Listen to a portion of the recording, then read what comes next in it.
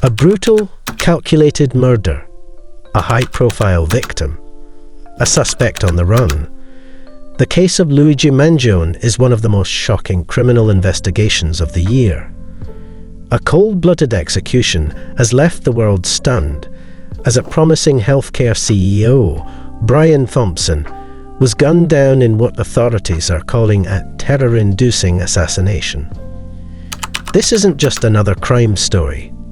This is a deep, dark look into the mind of a man who allegedly planned an assassination with chilling precision. What led to this horrifying act? And who really is Luigi Mangione? Stay with us as we uncover the full details of this case. The crime that shocked New York. December 4th, 2024, a day that would leave New York in shock. Brian Thompson, CEO of United Healthcare, was stepping out of his office when he was gunned down in cold blood.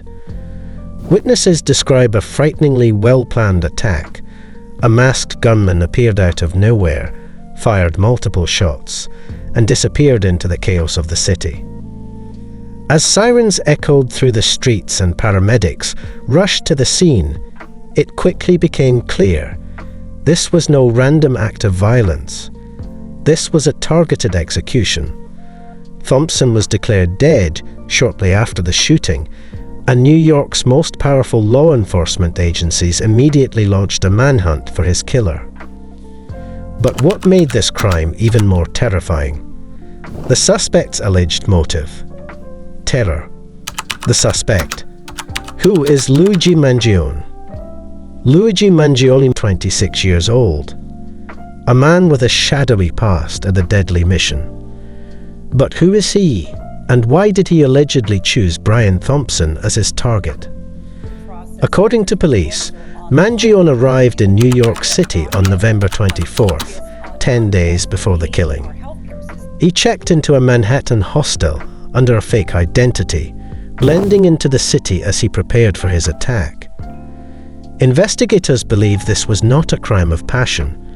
It was a carefully orchestrated assassination. His movements were calculated, his identity hidden, and when the moment came, he carried out his attack with military-like precision.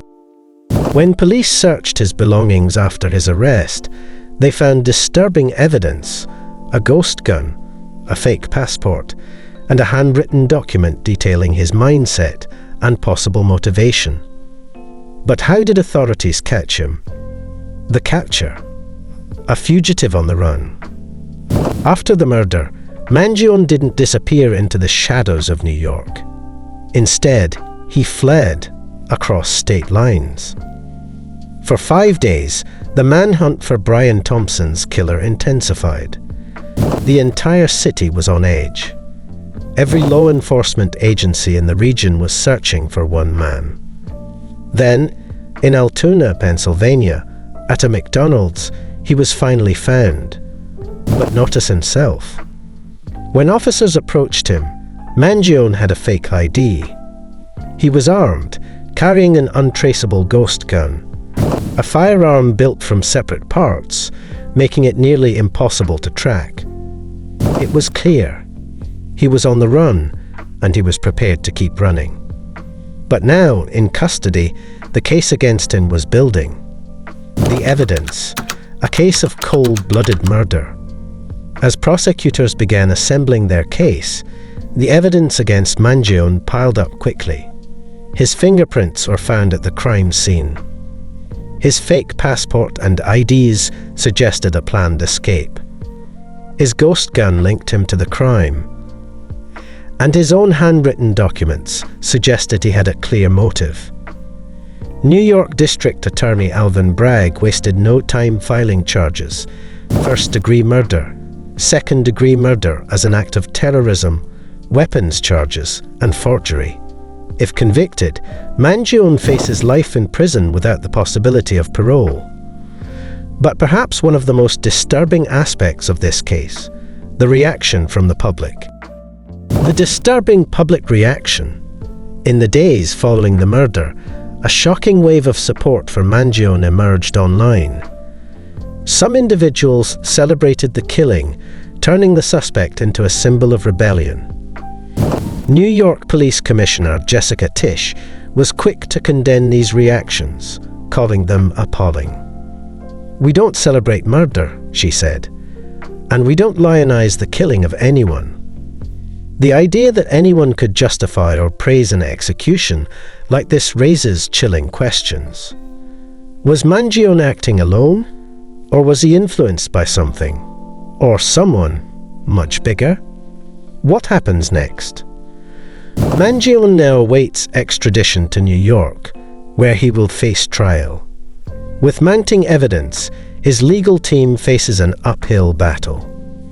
Meanwhile, the family of Brian Thompson mourns the loss of a respected leader, father, and friend, a man who dedicated his life to healthcare, only to be taken down in a senseless, terrifying act of violence. But as the case unfolds, one question remains. Why? Why Brian Thompson? Why was terror the alleged goal? And what does this mean for the safety of high-profile individuals in the future? This case isn't just about one murder. It's about the terrifying reality of targeted violence.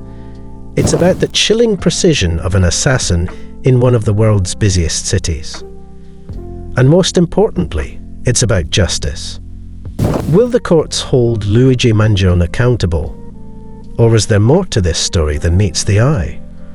One thing is certain, this case is far from over. This case has left a scar on the city.